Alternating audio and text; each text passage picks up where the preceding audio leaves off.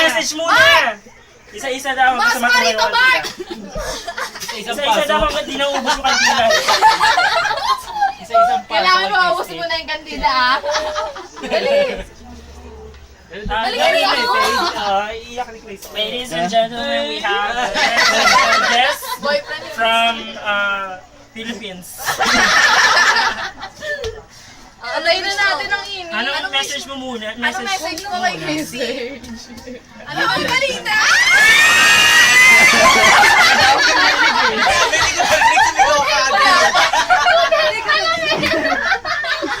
Dahil pala sumigaw ka na, wala pa. Bundel pa rin. May isa pa po kayong kandila dyan. Ano pa? Ano pa? Bukod doon.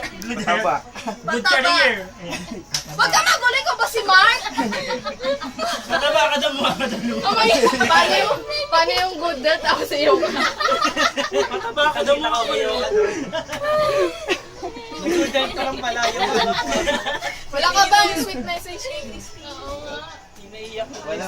Gusto niya ng asukal. Bakit? Gusto niya ng asukal. Bakit? Alam niyo naman na mahal ng Mark. Mahal ang asukal!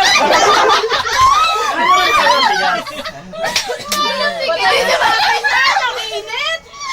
Kumaya mo na ipay! Wala ka pang wish! Wala pang kalahati. Uy, nangangalay na sinuhay mo. Anong wish mo? Sa Pasko ah.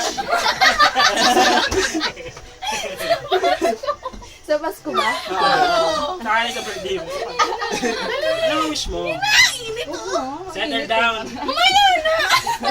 Sino magsisettle down? Kailan Kailan na kasal? Saan mo malusaw yung cake, oh? Ano ang message mo? Para sa amin. Isa-isa kami ha.